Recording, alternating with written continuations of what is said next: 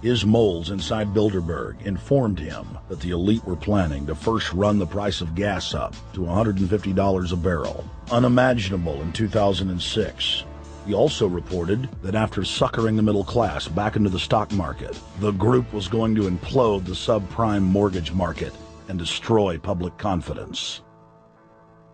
Well, one of the things that we're getting from this morning and this afternoon's conference, this morning conference was about the energy crisis, the price of oil. The afternoon conference, which started about 4 o'clock, 4:30, they were talking about one of the American delegates. I wasn't told who exactly it was talking about the concern that the American citizens have had with the housing prices going down, so they're not investing that money. So what they needed to do is they needed to create the illusion that everything is going well. So what they're going to do over the next year and a half is to bring the market back up to 1998, 1999 levels.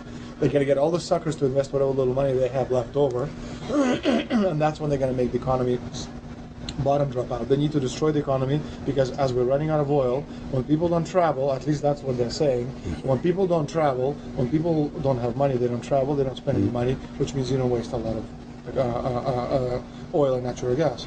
That's the afternoon. So how does this source, just ballpark, so you have the sources of... Well, actually there are two people who are members of the Bilderberg Club. It's actual members? They're members of the Bilderberg Club who for years and years and years have been going and participating in all the conversations. They've always been dead on, always. And last year they said the oil prices are going to go up to 150. At the time it was 39, went up to 76, basically doubled.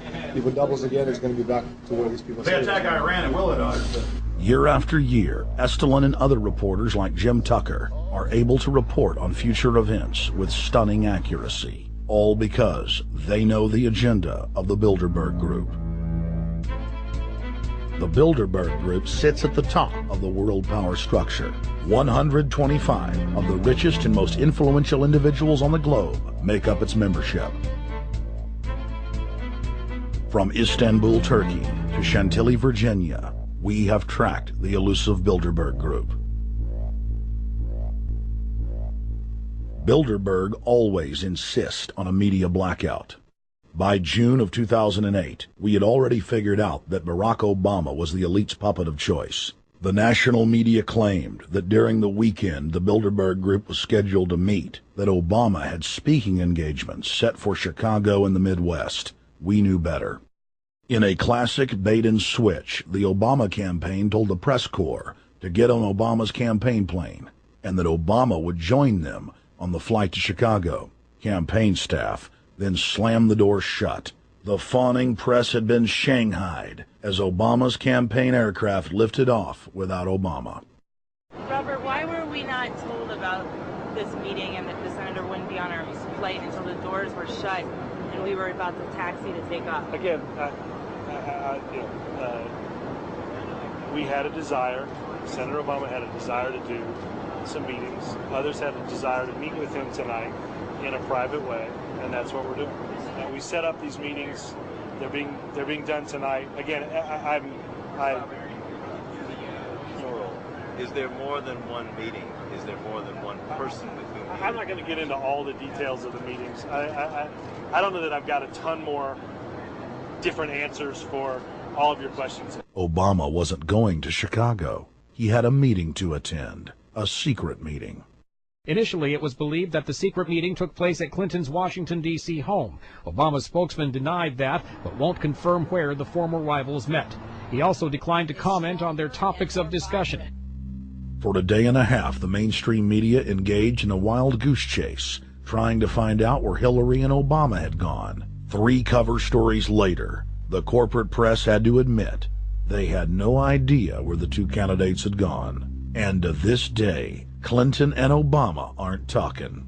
Plenty of sources knew about this meeting, told us and others that it was at Hillary Clinton's house, but clearly it wasn't. In 2008, the trail led us to the Westfields Marriott Hotel, right outside Washington, D.C. We just flew into Washington, D.C. We're driving to the Westfields Marriott. Tomorrow, the hotel's closed throughout the week into the weekend for the Bilderberg Group meeting. We're going to check in the night before. They're going to kick us out tomorrow.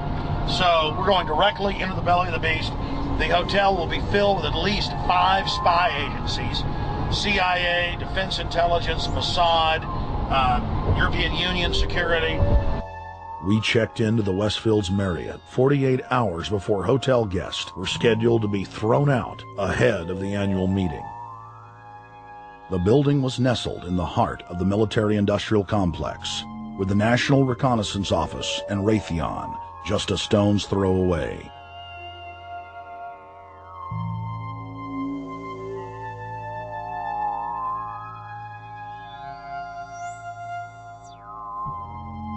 The plan tonight is to try to not get arrested, dodge the security, get in there, get some footage of the elite arriving in the morning, because some arrive before they officially lock it down, and then getting out of the building.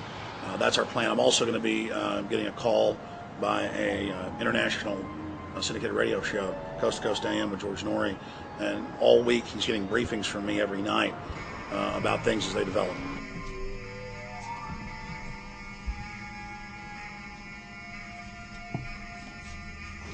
George, we're sitting here in the room. As the phone rings with your producer, Tom Danheiser, to put me on, the fire alarm goes off. So everybody is exiting the building. I know this is a setup. They timed it exactly when this happened.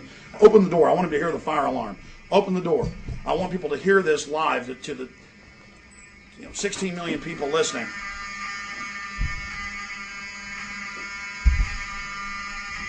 George, do you hear that?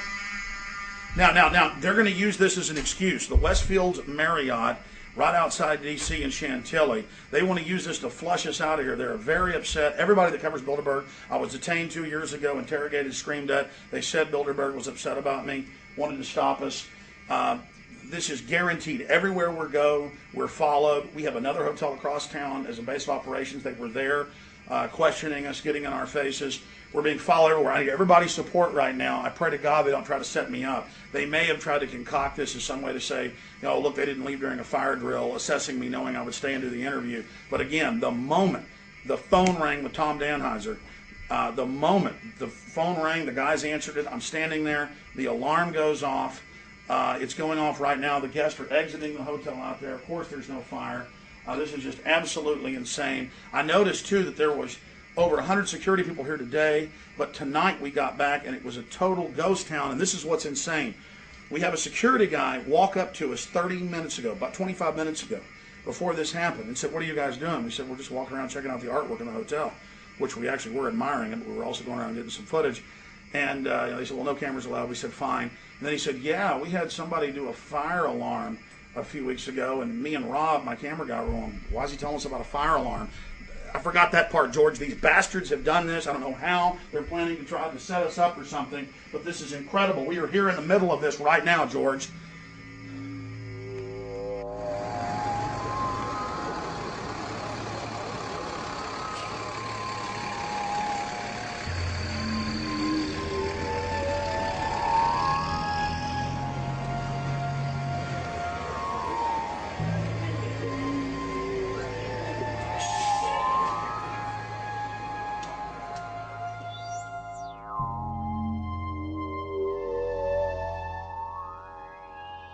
There you stay there. Keep it locked.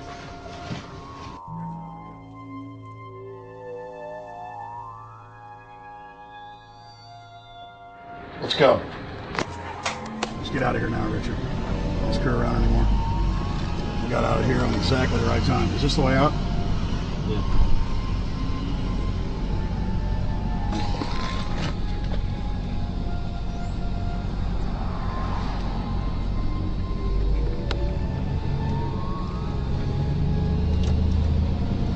Got a car right behind us.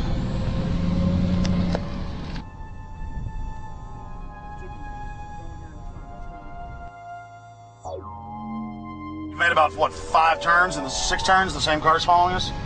Now he looks like he's following us into a...